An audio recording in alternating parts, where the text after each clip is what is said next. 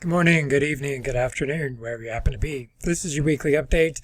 Just a couple of quick things to get out of the way before I launch into just sort of an overview of everything we're going to be studying.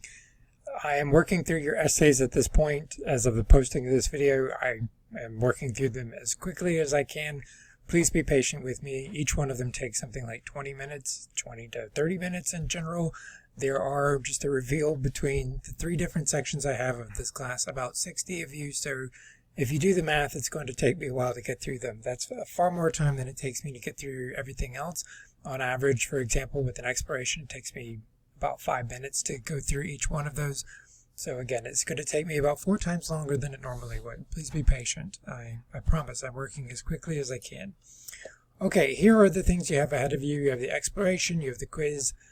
It's a fairly standard week. I will get through the explorations as fast as I can. In fact, you may get an exploration grade back before you get the exam grade back, just because I like to stay on top of those. They go much faster, as I just explained, than do the essays. But what I want to do is I want to encourage you a couple different things here.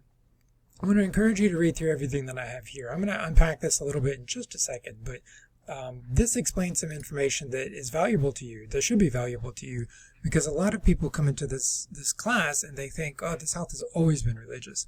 The South has not always been religious in the way that it is today. That is an ongoing story, and it's part of the larger dialogue about the United States and how religion took hold in the United States. In short, people came to the North for religious reasons. This is why we have the Pilgrims, who, by the way, arrived after people arrived in the South from England, I should say. And if we go, by the way, even further back than that, England, the Pilgrims, the people who arrived in Jamestown, arrived over 100 years after the Spanish had been setting up shop all over, really the continent. So this is one of the reasons why Florida has still has a Spanish-speaking population today. That is not a new thing. That goes back to St. Augustine, and when, again, Spanish-speaking individuals showed up and ran off some French people there. That's its own long story. But they also set up shop out in the West, so that's not new either. They set up shop throughout Central America. So, the idea that Spanish-speaking populations are a new thing to North America is entirely false. They have actually been here over 100 years longer than the average English-speaking population. So with that in mind, again, jumping back, we get to the Jamestown colony, we get to the North. People are arriving in the North for religious reasons, seeking, the ability to practice their religion how they wish. So we get to people like William Bradford, who are showing up, and they're trying to find a place to live. But in the South, primarily people are showing up because they want to make money. There were money-making colonies in the Caribbean, and because they were in the Caribbean, they decided to expand at some point. And so they expanded into the Carolinas, which was just Carolina at the time, named for Carolus, the Latin name of Charles. And then they also expanded into places like Georgia, which was originally a penal colony. And so, we're setting up large plantations, and people are not necessarily concerned about religion. And in fact, as your book points out, religion was something of a punishment to them because people wanted to go out, they wanted to do their farming, they wanted to do their work, and most of them didn't even know what day of the week it was. They had to attend, though. It was compulsory because not attending church meant that you were going directly against your king because your king was part of that church. And it's a whole other story, but basically that's what the Anglican faith was. Then we get to the First Great Awakening, where the First Great Awakening happens. And by the way, we're jumping well forward almost to the American Revolution at this point. But by the time that happens, people begin to look for answers because, their lives are short, they're desperate, they're very difficult. The idea that the past was somehow easier is entirely fallacious. People had it rough back then. There's no AC, there's no, anything. There's no break. I mean, you work from sun up to sundown.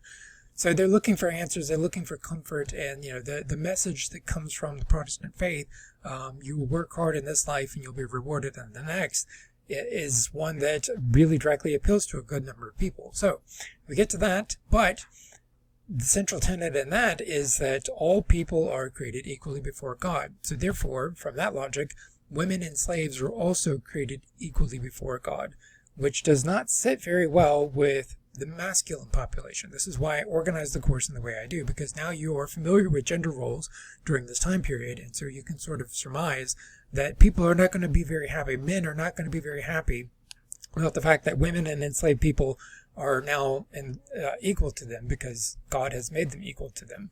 So the church had to adjust. That was one of the many ways in which it adjusts, and that's one of the things that's covered in your textbook. But, make sure you read through that. I unpack this at further length in the podcast. I very strongly encourage you to listen to that. But the other thing I want to talk about, the other thing I want to briefly address is something else also I've briefly addressed in the podcast, but I'm going to do it here just as a sketch. Modernism is not like the most contemporary thing. It is a philosophical school, and it has several different instantiations. There's the modernist in art. There are modernists in art. There are modernists in architecture. There are philosophical modernists as well, which is really what we're concerned with here. That is in counterpoint. That philosophy is in counterpoint to fundamentalism. Both of them see essentially what it boils down to. Both of them see truth in very, very different ways. And this is what I've said in the update. So let me kind of point to the update here as I'm talking my way through it. But a modernist, let's start with the fundamentalist because that's very straightforward. A fundamentalist is going to see that there's one truth, and the idea that there could be a multiplicity of truths is just confusing the issue. It is inviting dissension into an idea where dissension doesn't need to be. And so fundamentalists would say that there's one truth. We need to study really, really hard if we can find that one truth. Generally speaking, that is a religious truth, and it is a truth contained in the Bible. And because generally speaking, also fundamentalists are Protestants. As an aside here, because, and I by all means email me and challenge me on this, I'll be happy to show you sources if you need to. The idea that evolution is contrary to the biblical belief is an idea that's contained very much in fundamentalism. There are entire sects out there that are perfectly comfortable with the idea of evolution. One very big example being the Catholic Church. The Catholic Church accepts this and incorporates it into their teaching and some of their education. So again, fundamentalists see that one truth as being in the Bible, and they see other truths or other possibilities as being contrary to that, which is one of the reasons that they would reject something like evolution. And then that draws me over to modernism, because that's a nice little segue into it. Modernism sees the truth as a multiplicity, and that's really what it boils down to. These are not people who are not Christian. That doesn't mean that they're all Christian. It just means that that doesn't exclude them from that. It's not that they necessarily approach everything in a scientific way. It's that they see that there are multiple truths. So, for example, there's the truth of what I want to say that's in my head right now. There's the truth of what comes out of my mouth as I'm speaking to you right now. There's the truth of how you're perceiving that right now. And those are just three different possibilities. If I had written down, if I were writing down, as I've done in the announcement, what I wish to convey to you, now there is an entire other dimension to it too, right? Did I accurately capture it in writing? And so that's that multiplicity of truths, and that applies to something like the Bible. What did the author intend, right? So what did Moses intend when he wrote down things? Did he actually create that or capture that in the words that he said? What did God intend to inspire Moses to say? Did Moses get the full message? How do you understand the message as conveyed? How does your pastor understand it? How does the church that your pastor is part of understand it? And so now you can see that there are multiple layers where multiple people are competing to understand and interpret this. That's what modernism is. And that's why, again, fundamentalism tends to pit itself against something like evolution. But a modernist would say, okay, like we have, what we can see here, and we have what we can see in the Bible. How can we reconcile these things? Are they even competing in the first place? And so forth and so on. They look at the multiplicity of a way to be able to approach a given situation. Now, the reason I bring this up is because this is a really great way to end the class.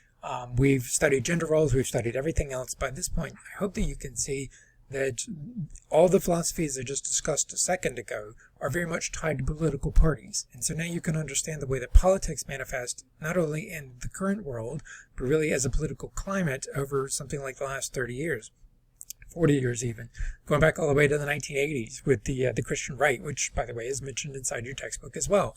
So you can see that the concept of fundamentalism drives the Christian right and has for a long period of time, whereas the concept of modernism is heavily associated with liberals.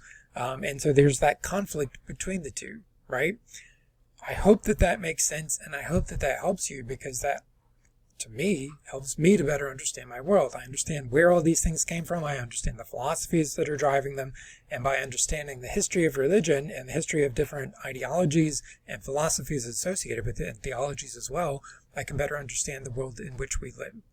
It's all very long-winded, but I'm sharing all of this because in the past, I know that these are the stumbling blocks that students have inside the section on religion. If you have any questions, or if you want to talk, please let me know. I'll be happy to try to iron anything out. Let me say as a disclaimer here at the end, I hope you're still watching. I'm not saying any of this, as I've said in the announcement, to try to convince you one way or the other. I'm merely sharing the information so that you have it, so that you can understand your world better. Okay? I'll see you again next week.